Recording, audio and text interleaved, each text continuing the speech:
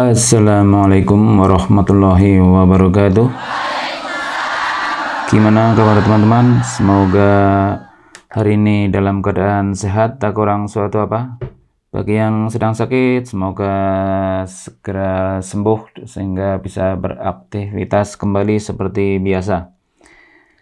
Pada kesempatan ini saya akan coba mengulas ini ya, namanya tes pen, atau kalau orang luar menyebutnya neon screwdriver. Wow. Mungkin disebut tes pen karena ini sering buat ngetes ya. Salah satunya nih ngetes ini stop kontak, dan bentuknya seperti pena ya. Jadi mungkin lebih enak disebut tes pen ya. Kalau orang luar menyebut neon screwdriver karena di dalamnya ini ada neon yang bisa menyala. Kemudian ini sama dengan obeng ya, jadi obeng yang ada neonnya ya. Nah, mungkin seperti itu. Jadi gimana cara kerja ini tes pen? Tes pen ini digunakan untuk mengetahui apakah suatu kabel mengandung tegangan listrik atau tidak ya. Jadi hanya untuk mengetahui kabelnya berfasa atau tidak ya. Kalau ingin mengetahui besarnya tegangan berapa, itu harus digunakan multimeter seperti ini ya. Jadi cara penggunaannya seperti ini. Kita masukkan ke salah satu lubang, kemudian di sini kita tekan ya. Nah ini kalau tidak nyala berarti ini kabel netral ya. Nah, sedangkan kalau yang di sini terus kita tekan. Nah, ini nyala. Ini berarti ini saya lepas, mati. Saya tekan lagi, nyala. Nah, ini berarti ada fasanya ya. Ini berarti yang di atas adalah yang ada tegangannya. Jadi tidak bisa menyebutkan tegangannya berapa. Kalau yang model digital memang ada yang angkanya disebutkan 220, terus 110, atau 60 volt, atau 30 volt gitu ya. Tapi itu hanya range saja, jadi tidak bisa menyebutkan secara benar di angka berapa ya, walaupun itu digital ya. Jadi tetap kalau untuk mengetahui berapa voltasenya digunakan ini tester ya, multi tester. Nah, terus gimana, kenapa bisa menyala ya? Jadi sebenarnya dengan menekan seperti ini ada arus listrik yang mengalir dari ini tes pen terus ke badan kita. Jadi kalau dibentuk rangkaian skemanya seperti ini ya. Jadi ini bagian yang dicoloknya. Terus ini di dalam tes pen itu ada resistor. Kemudian ini berikutnya disusun seri dengan neon ya. Jadi ini yang bisa menyala. Kemudian di ujung sini ini adalah jari kita. Jadi ditekan seperti ini. Nah, terus ini adalah badan kita ya, orang ya. Jadi ini ada resistansinya. Kemudian ini di ujung kakinya itu seperti rangkaian kapasitif ya.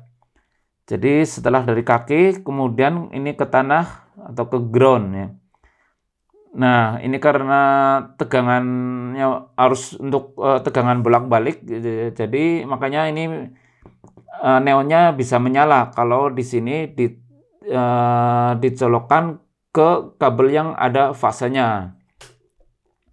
Jadi sebenarnya secara tidak langsung kita itu membentuk rangkaian yang sempurna.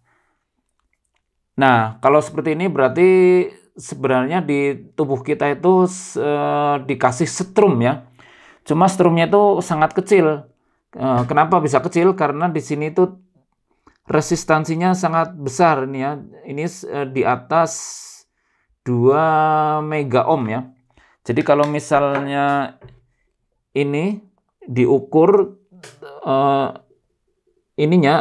resistansinya, maka di atas ini ya, kalau misalnya yang punya saya, kalau mau diukur ini saya pindahkan ke ini ya, untuk mengukur ohmmeter. Ini saya letakkan selektornya di 2 mega ya. Ini saya ukur seperti ini. Nah, ini tetap angkanya tidak bergerak ya. Angka di voltmeternya, kalau di sini kan 0 nih. Nah, kalau di sini tidak bergerak. Ini berarti di atas 2 mega ya.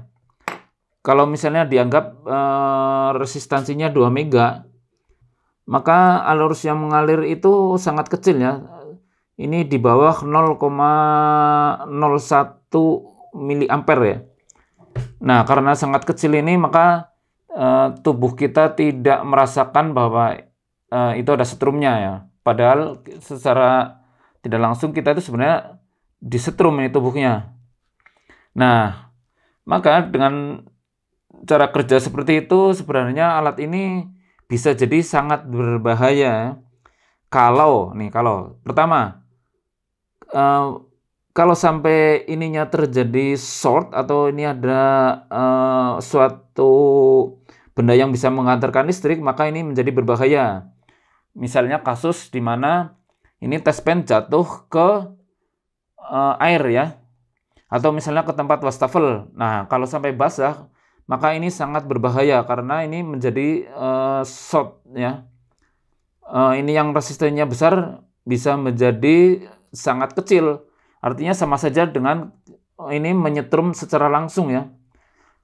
Nah, makanya kalau yang ini sudah jatuh ke air, itu sebaiknya tidak digunakan ya, karena sangat berbahaya. Terus yang kedua, resistor yang di dalam rusak. Nah, rusak itu bukan menjadi resistornya kecil, tapi pastinya menjadi tambah besar. Jadi kalau resistor rusak itu hampir tidak mungkin resistansinya menjadi kecil ya, tapi justru resistansinya makin besar. Nah, akibatnya apa? Akibatnya nanti seperti putus ya, ininya, rangkaian ininya. Nah, karena putus, maka kalau kita colokkan seperti ini, nanti justru ini tidak menyala. Nah, karena tidak menyala, nanti dianggap kabel itu tidak ada setrumnya. Nah, karena asumsinya tidak ada setrum, nah terus kemudian kabel itu dipegang, maka orang tersebut akan tersetrum. Nah di situ. Jadi alat ini sebenarnya tetap bagus dan ada manfaatnya, tapi kalau misalnya sampai ini terendam air, maka sebaiknya tidak digunakan lagi ya, kecuali kalau hanya mau dimanfaatkan ininya ya, obengnya bolehlah gitu. Yang kedua, atau sebaliknya, ini resistornya sudah karena termakan usia ya, jadi lama-lama resistornya membesar, akhirnya menjadi rangkaian terbuka, terus digunakan ininya, nanti pas digunakan di tempat yang harusnya ada listriknya, ada fasanya, ternyata tidak nyala. Nah, terus diasumsikan bahwa itu tidak ada listriknya, kemudian dipegang. Nah, itu jadi berbahaya. Jadi seperti itu ya. Ini gunanya tespeng ya, dan cara kerjanya seperti itu. Demikian penjelasan yang singkat ini, semoga bermanfaat.